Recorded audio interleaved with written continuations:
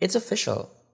Everyone is currently preoccupied with cryptocurrency, and you may be wondering what exactly is the big deal. Now, to ease your mind, you've come to the right video. Welcome to Data Dash.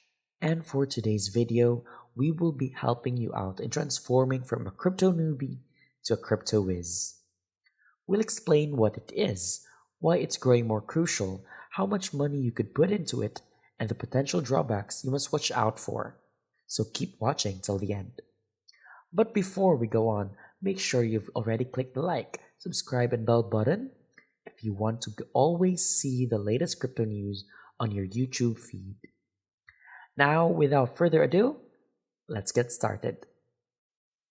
It's true that there was no such thing as money in the early phases of human society. This is the initial phase, if you will. No one could be persuaded to sell anything unless they were first offered something in exchange for it. The problem with a graded currency system is that you could be willing to trade in your horse for a cat, but you might not want a cat. This, however, was the second stage in the introduction of cash. Gold and silver coins were universally acknowledged as having value due of their rarity and purity. Perhaps you're familiar with the British pound. 1 pound used to be equal to exactly 1 pound of silver, which is why the unit is named the pound. This means that in a deal, it suddenly doesn't matter if you don't want our cat. Even if you have no use for silver, we still have coins, and we can make a deal to exchange them for your horse. As a result, Stage 3 emerged. Once banks were founded and governments were in charge, people recognized that as long as they could put their faith in the monetary system, they didn't need to carry around heavy bars of gold or silver and could instead use more portable paper money. The same effect is achieved, but since the currency is comprised of silver, it has no purchasing power. The only reason it's valuable is because the government says so. However, as innovations in technology continued to advance, we discovered better ways to organize and exchange our possessions.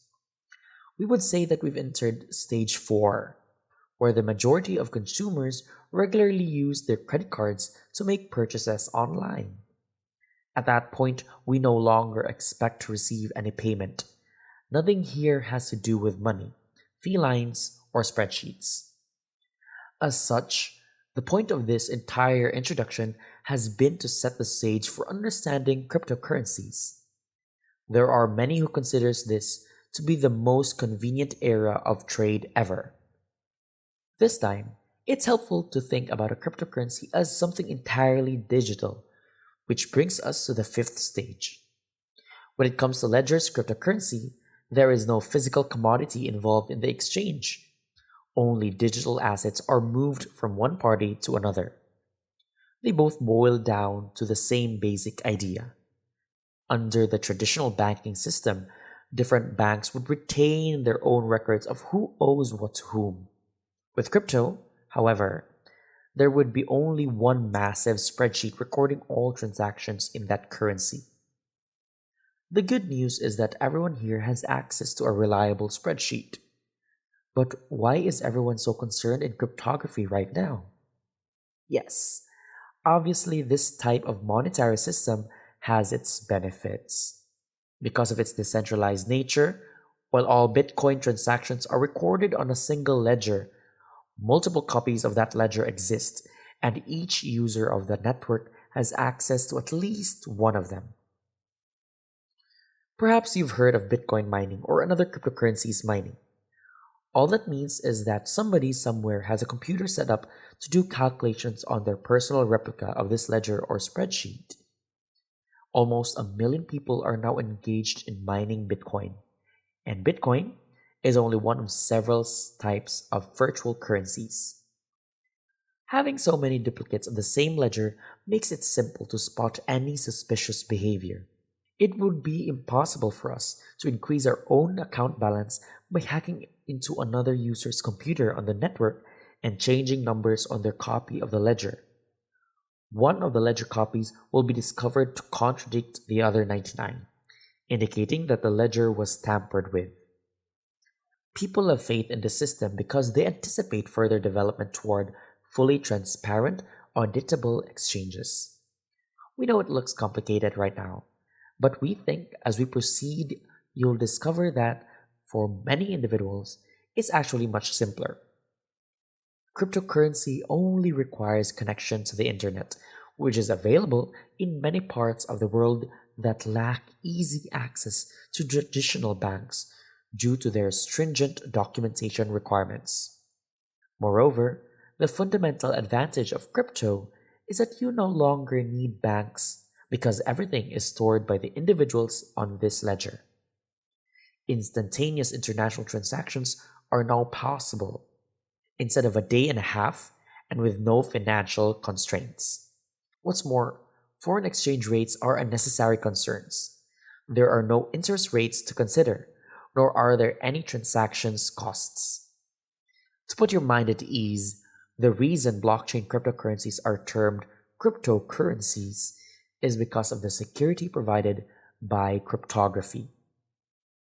The blockchain technology is one such example that is used by many of the most popular cryptocurrencies, including Bitcoin. Now, this is something that causes a lot of confusion. Bitcoin is not a blockchain. Cryptocurrencies are not based on blockchain technology. The blockchain is merely a special form of encrypted ledger. Each block also includes the information from the preceding block, so you can probably see where this is headed. Changing this block's hash will result in the next block no longer having a matching hash.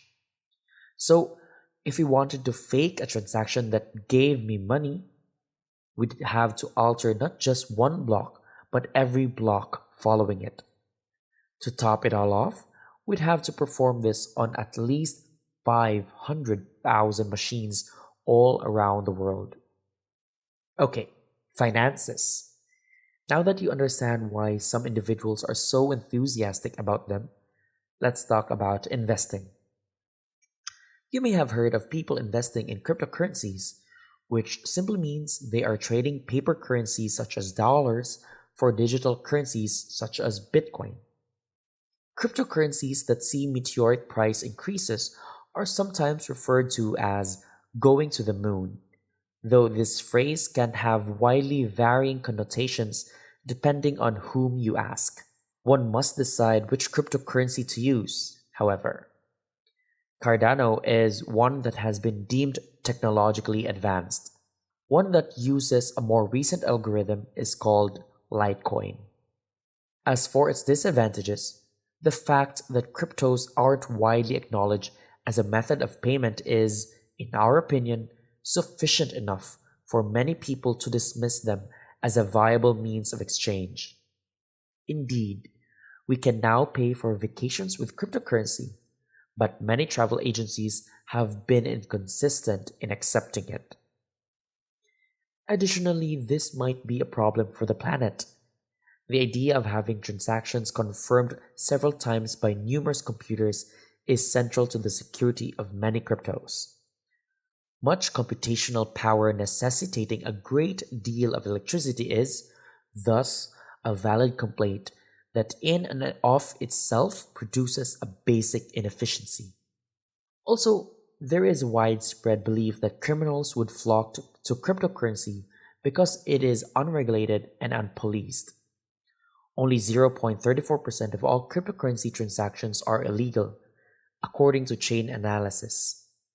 We believe that the common belief that digital currencies like Bitcoin provide complete anonymity contributes to the fact that up to 5% of all cash transactions are illegal. They are pseudonymous, so no one will ever know your real identity. But your public key will be forever recorded in the blockchain whenever you use it to make a purchase. Because of crypto, some genuinely strange phenomena have also emerged. Maybe you've heard of a non-fungible token, or NFT for short. You have gained the knowledge necessary to enter a gallery and make a purchase of an artwork. But now with blockchain technology, you can pay to only have digital possession of something. Therefore, in essence, you'd be the sole owner of the original, but they'd all be using copies for their own purposes. NFTs may look and act similarly to many of them, but in reality, they are just JPEG images. Others would find this ridiculous because purchasing an NFT is conceptually different from acquiring ownership of an asset. Hence, if you invest in the proper service, it's not possible with an NFT. The rights to make copies of that work remain with the original creator. All that's happening is that you're using the blockchain as evidence of your claim to portion of the asset's value. When Twitter CEO Jack Dorsey made his first tweet, he turned it into a non-fungible token and sold it for $2.9 million. Last but not least, there's Dogecoin, a joke cryptocurrency built on the same technology as Litecoin. Others started talking about it and investing small amounts of money in it because they found it humorous. But this increased its value to the point that some people have gained fortunes in the millions. On the other hand, what are your thoughts about crypto so far based on this video? This is Data Dash, and if you enjoyed watching this video, then go ahead and hit the like, subscribe, and bell button to stay updated for more of our future crypto uploads. Thanks again for watching, and we'll see you in our next video.